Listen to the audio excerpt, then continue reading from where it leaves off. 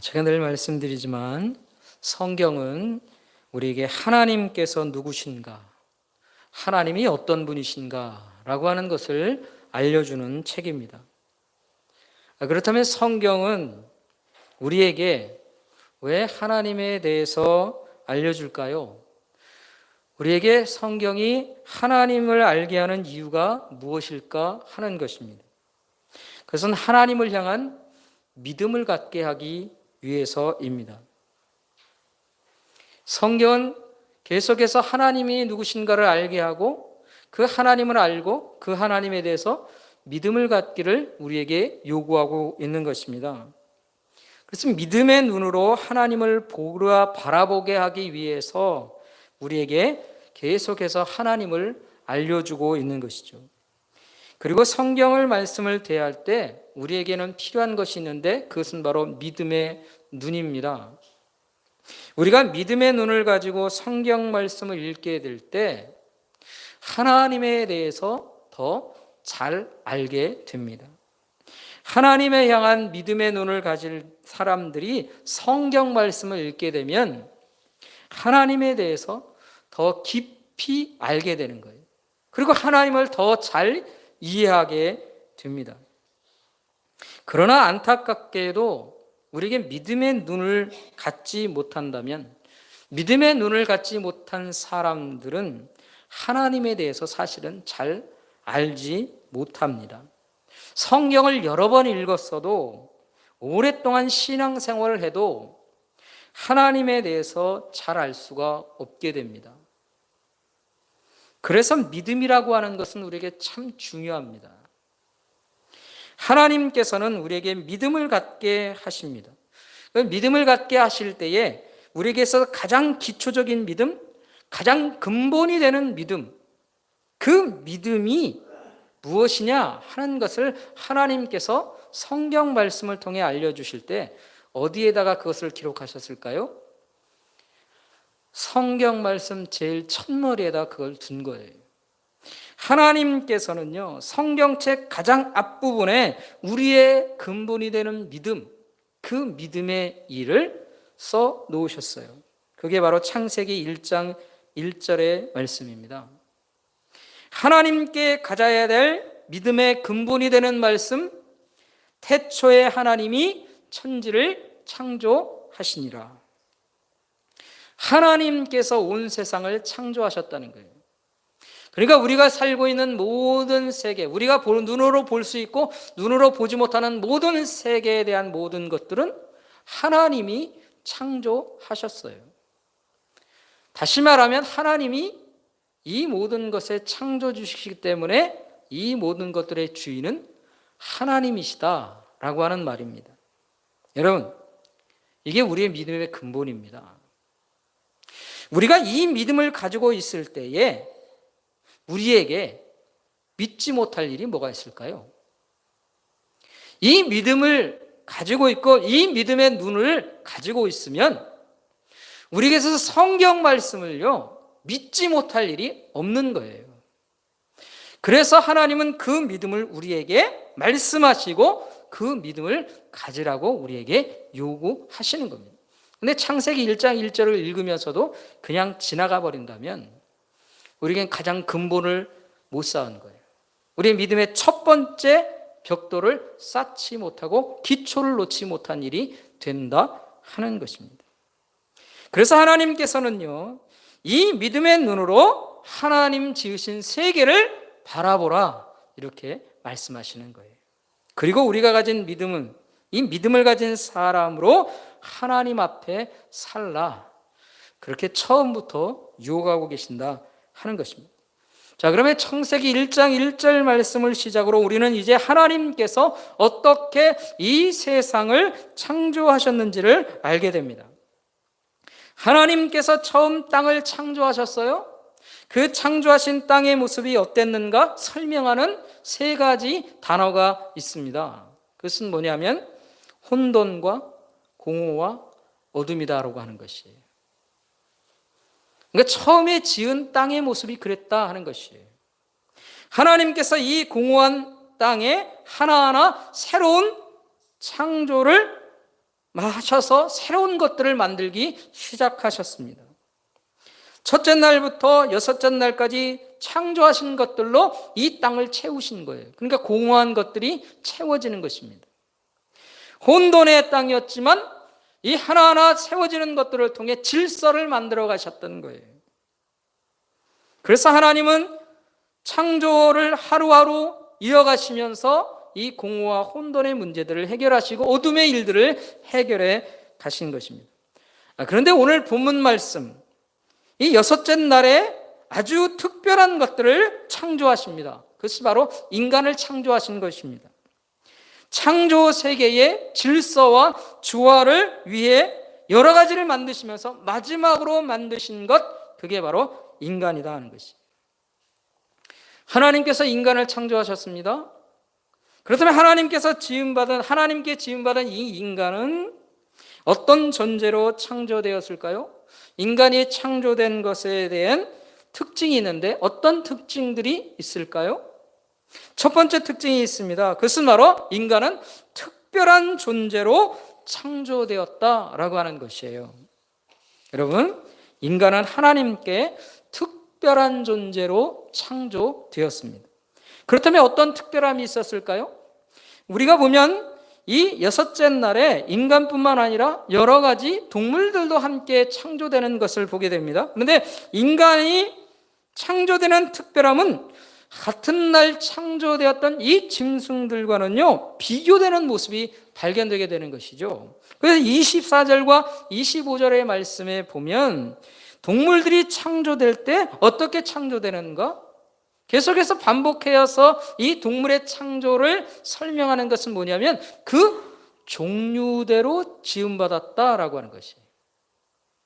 짐승들은요, 종류대로 창조됩니다. 그게 이 동물 창조의 특징인 거예요. 그런데요, 하나님께서 사람들을 창조하실 때는 어떻게 창조하시는가? 종류대로 창조하시는 것이 아니에요. 26절 말씀, 참으로 귀한 말씀인데요, 우리 같이 한번 읽어보겠습니다. 26절 말씀을 우리 함께 한 목소리로 다시 한번 읽어보겠습니다. 함께 합니다. 하나님이 이르시되 우리의 형상을 따라 우리의 모양대로 우리가 사람을 만들고 그들로 바다의 물고기와 하늘의 새와 가축과 온 땅에 기는 모든 것을 다스리게 하자. 하나님께서 어떻게 창조하셨습니까? 우리의 형상대로 창조했다, 그렇게 말씀하십니다. 이 형상이라고 하는 말은 이 히브리어로 체렘이라고 하는 말입니다. 이 말은 닮았다라는 거예요. 닮아있다라고 하는 것이. 누구를 닮았습니까? 하나님을 닮았죠. 하나님을 닮게 창조했다 하는 것이. 하나님을 닮은 것들로 사람을 만드셨다, 그렇게 하는 것이죠. 여러분, 근데 우리가 일반적으로 닮았다 그러면 생각나는 게 뭡니까? 모습이죠, 모습. 얼굴입니다. 그렇죠? 모양이 닮은 것을 우리가 생각합니다. 그런데 이 형상을, 하나님의 형상을 따라 우리를 지으셨다라고 하는 말에는요, 그것보다 더 깊은 의미가 있습니다. 여러분, 우리가 어떤 동상을 만듭니다. 형상을 만듭니다. 그 동상은 우리에게 무엇을 위해서, 어떤 것을 주기 위해서 동상이나 형상을 만듭니까? 그 동상을 보면서 어떤 사람을 기억하게 하기 위해서, 생각나게 하기 위해서 이것을 만듭니다. 이 형상이라고 하는 것을 보면서 우리는 그분을 기념하고 기억하게 되는 거예요. 이게 동상과 형상을 만드는 이유죠. 마찬가지로요, 하나님께서 하나님의 형상을 따라 사람을 만드신 것은요, 그 사람을 통해 누가 기억되길 바란다? 누가 나타나길 바란다? 누가 생각나기를 바란다? 누구를 기념하길 바란다? 바로 하나님입니다. 하나님의 모습이 기억되고 나타나기를 기대하면서 사람을 창조하셨다라고 하는 뜻인 것이에요. 하나님의 성품이나 하나님의 인격이 인간을 통해서 나타나도록 하기 위해 그렇게 하나님의 형상을 따라 창조했다라고 하는 거예요. 그러니까 우리의 얼굴 모습이나 우리의 몸체의 모습이 하나님을 닮았다. 그 모습에 대한 것이 아니에요. 하나님을 기억하게 하는 일들이 우리를 통해서 나타나도록 하기 위해 하나님이 하나님의 형상을 따라 인간을 지으셨다는 것이에요. 그리고 또 한 가지 특별한 것이 있습니다. 그것은 뭐냐면 하나님께서 우리의 형상을 따라 우리의 모양으로 우리가 만들자 이렇게 말씀하신다는 거예요. 여기서 보면 우리라고 하는 말을 계속해서 사용합니다. 여러분, 우리라고 하는 말을 계속해서 반복하는 것은요, 이게 강조하는 것을 얘기를 하는데 3번씩이나 등장하는 것은 아주 강조하는 것을 말하는 거예요. 우리라고 하는 말은 단수가 아니라 복수입니다. 왜 하나님께서 복수로 표현을 하셨을까요? 왜 우리일까요? 왜 나의 모습이 아니라 우리의 모습이라고 말하시느냐는 거예요. 이 복수의 표현은요, 바로 성부 하나님, 성자 하나님, 성령 하나님이 함께 만드셨다라고 하는 것을 우리에게 표현하는 거예요. 그러니까 삼위의 하나님에 대한 표현이라는 거죠. 예수님이 그때 계셨습니까? 그런 질문을 할 때가 있습니다. 여러분, 성경에서 계속해서 예수님이 태초에 이 모든 것들을 함께 해주셨다고 하는 것을요, 우리에게 계속 가르쳐주고 있잖아요. 그래서 성부 하나님, 성령 하나님, 그리고 성부 하나님, 이 삼위께서 함께 한 마음 한 뜻으로 인간을 통해서 하나님을 나타나기 위해 지으셨다라고 하는 것을 우리에게 말해주는 것입니다. 여러분, 세상의 어떤 피조물도 이처럼 하나님께서 일하시는 것을 발견할 수가 없어요. 하나님께서 아주 특별한 존재로 인간을 만드신 거예요. 여러분, 특별한 존재로 만들 때는 그에 대해서 뭐가 있습니까? 기대하는 것이 있죠. 아끼는 것이 있는 거예요. 사랑하는 것이 있다는 것이에요. 하나님께서 그런 특별한 존재로 우리를 창조하셨어요. 그게 인간입니다. 그러니까 인간이 귀한 거예요. 그 인간의 존엄함을 우리는 성경으로부터 하나님의 지으심을 따라서 우리는 배우게 되고 알게 되는 거예요. 그러니까 우리 어떤 믿음을 가지고 있어야 됩니까? 하나님은 우리를 특별한 존재로 여기신다는 거예요. 이것을 기억하며 우리가 살길 간절히 바랍니다.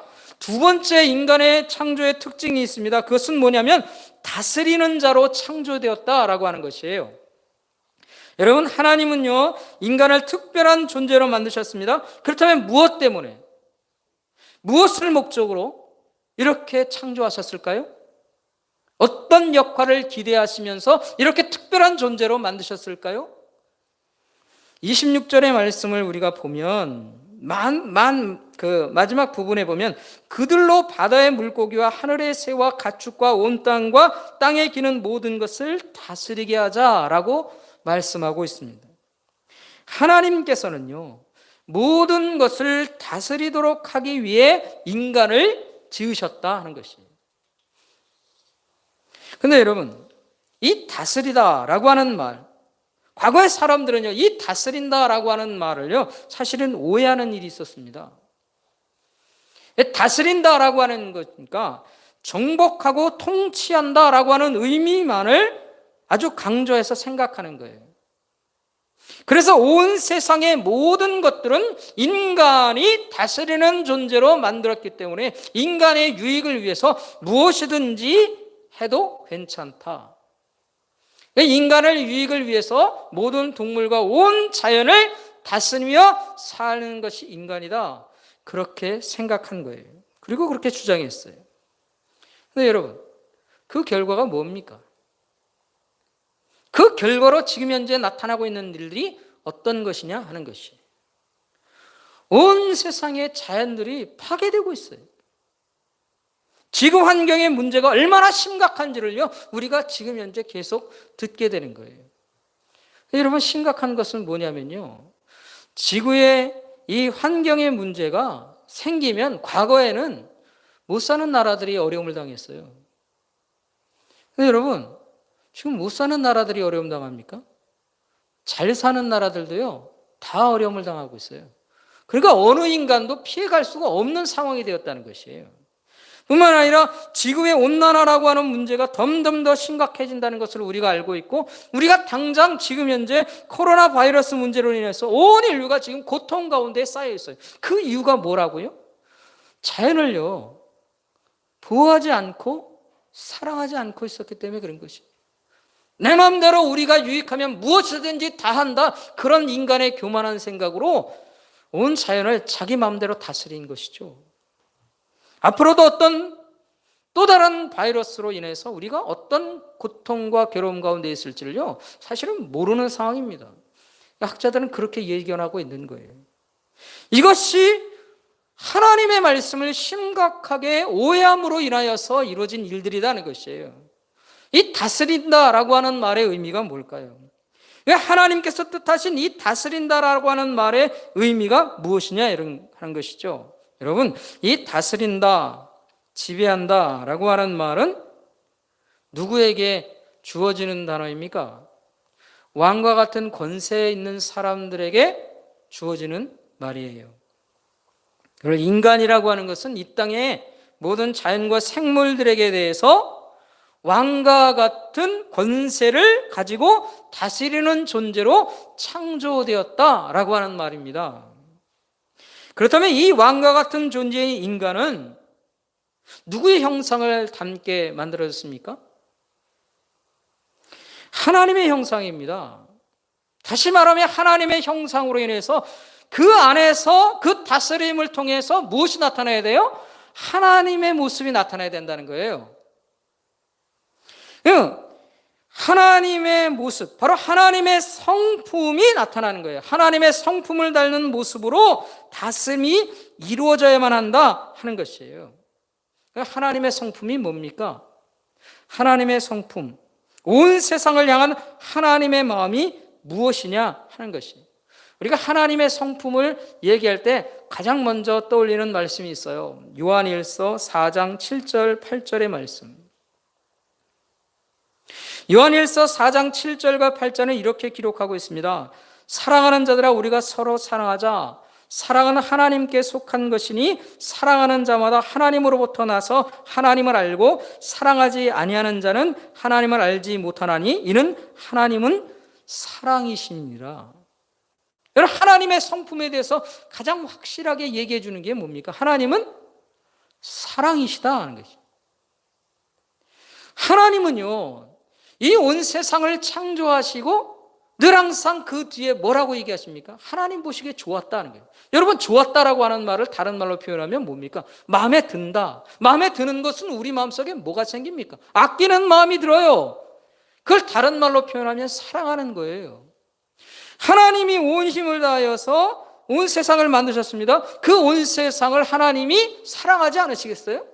그냥 하나님은 사랑하시는 거예요. 그래서 온 세상을 보시면서 하나님은 사랑하십니다. 그 사랑의 마음으로 이 온 세상을 바라보고 계시다는 것이에요. 그래서 하나님의 속성에, 하나님의 성품의 가장 첫 번째 모습들로 우리에게 확실하게 얘기하는 건 하나님은 사랑이시다 하는 것이에요. 그게 하나님의 마음입니다, 여러분. 그렇다면 이게 하나님의 마음이고 하나님의 성품인데, 그 하나님의 마음을 닮은, 그래서 하나님의 마음을 표현하며 살아야 할 인간은 그럼 어떻게 다스려야 합니까? 사랑하는 마음으로 다스려야 하는 거예요. 그게 참된 다스림인 것이죠. 그런데요, 인간이 죄로 인하여서 타락하게 됩니다. 그 타락한 존재가 왜 타락합니까? 자기만 사랑하는 거예요. 하나님보다 나를 더 사랑하는 거예요. 그래서 이 타락한 존재가 되어서 에덴에서 쫓겨납니다. 그럼 뭘 얘기를 합니까? 이 인간이 가지고 있는 왕의 권세가 상실되었다는 거예요. 잃어버린 겁니다. 왕의 권세를 잃어버렸어요. 그래서 이 타락한 죄악에 빠진 인간은요, 왕의 권세를 잃어버린 존재로 비참한 존재가 된 것이죠. 그러나 하나님께서는 그런 인간을 예수 그리스도를 통해 다시 왕의 권세를 가진 신분으로 회복하기를 원하시는 거예요. 그래서 예수 그리스도를 통해서 우리는 새롭게 된 피조물이 되죠. 그 새롭게 된 피조물은 첫 번째 가졌던 그 왕의 권세를 다시 회복하는 것을 말하는 것이에요. 베드로전서 2장 9절의 말씀은 이렇게 말합니다. 우리가 어떤 존재인가? 예수 그리스도를 통해서 구원을 얻게 되는 우리가 어떤 존재인가? 베드로전서 2장 9절의 말씀은 이렇게 말합니다. 그러나 너희는 택하신 족속이요 왕 같은 제사장들이요 거룩한 나라요 그의 소유된 백성이니 이는 너희를 어두운 데서 불러내어 그의 기이한 집에 들어가게 하시니의 아름다운 덕을 선포하게 하려심이라. 우리는 택하신 족속이며 왕 같은 제사장의 권세를 가진 사람들입니다. 예수 그리스도 안에서 그렇게 변화된 것입니다. 로마서 5장 17절 말씀은 이렇게 말합니다. 한 사람의 범죄로 말미암아 사망이 그 한 사람을 통하여 왕노릇하였던즉 더욱 은혜와 의의 선물을 넘치게 받은 자들은 한 분 예수 그리스도를 통하여 생명 안에서 왕노릇하리로다. 왕의 권세를 예수 그리스도 안에서 우리가 누리게 된다는 것이에요. 계시록 22장 1절부터 5절의 말씀인데 이것을 제가 1절부터 5절까지 다 읽기에 너무 시간이니까 3절부터 5절까지를 제가 읽겠습니다.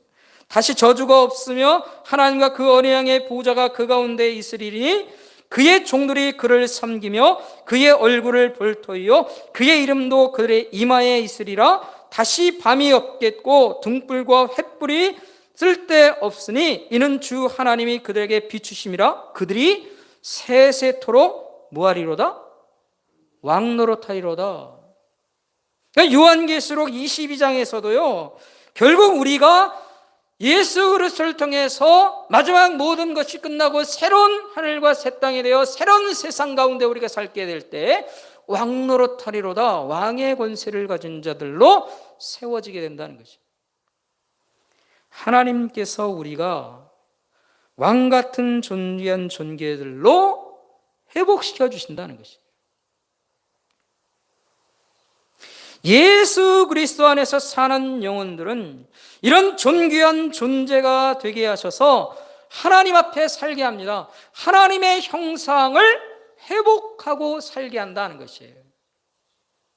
그러니까 예수 그리스도를 통해서 우리가 얻게 된 은혜가, 얻게 된 신분이 무엇인가 하는 것을 우리는 잘 알아야 합니다.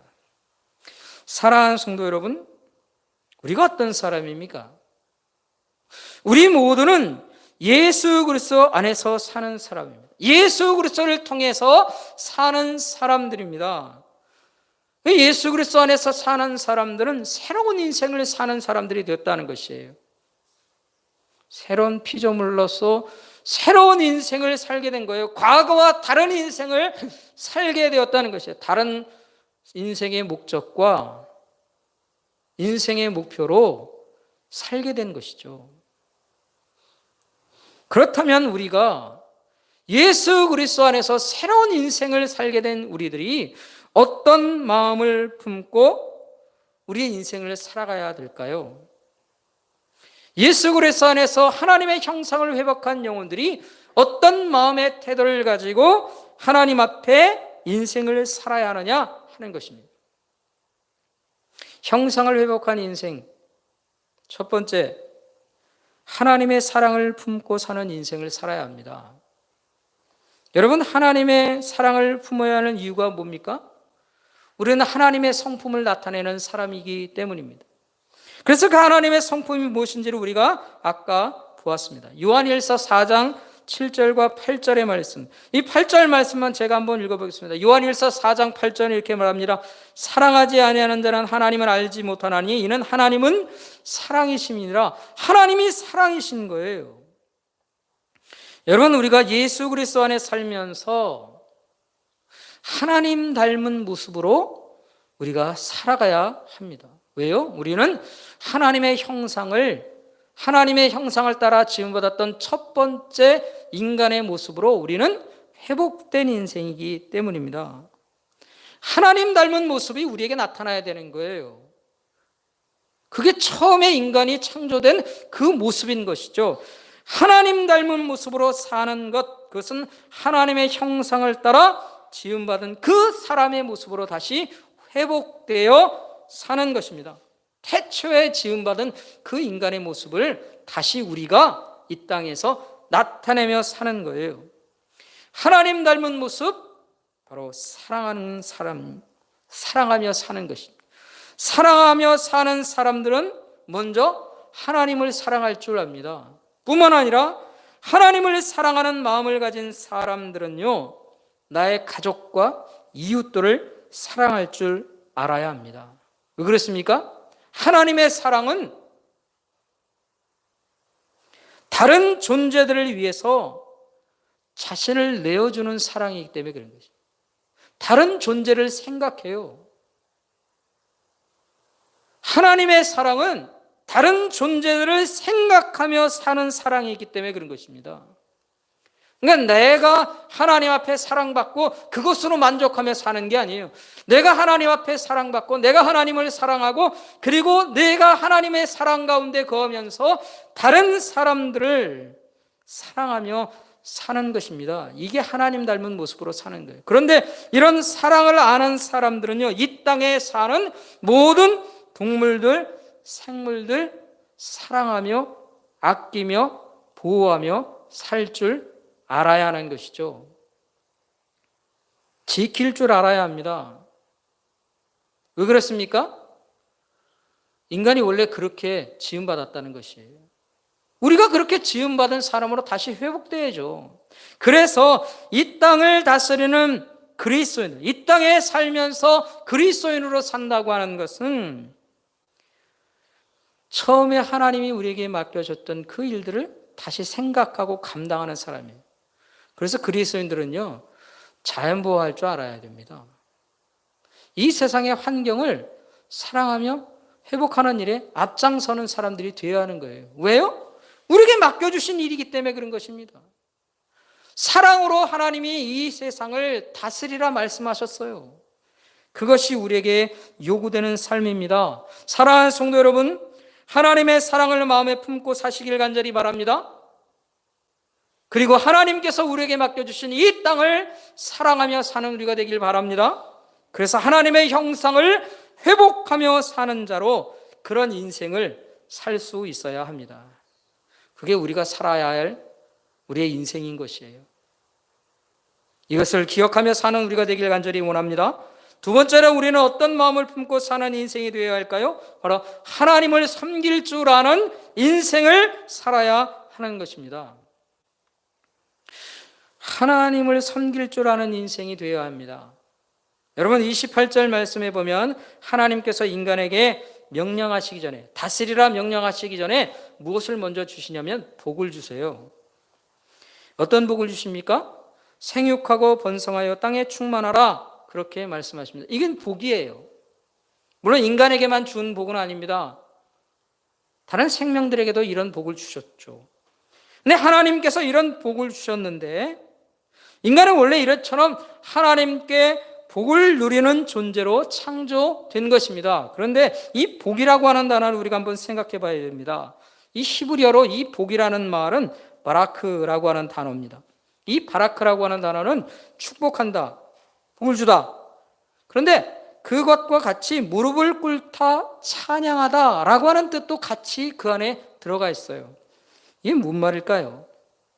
여러분 이 말을 자세히 살펴보면 우리가 하나님 앞에 복을 받는데 그것은 우리가 무릎을 꿇는 것, 찬양하는 것과 이 복을 받는 것이 연관이 되어 있다라고 하는 의미를 담고 있는 것을 우리가 알아야 합니다. 아주 밀접한 관계를 맺고 있어요. 그래서 하나님께서는요, 우리가 하나님을 찬양하고 예배하며 섬기는 인생이 되어서 하나님으로부터 복을 누리는 존재가 되도록 하신 거예요. 여러분, 우리가 복 어떻게 받을 것 같습니까?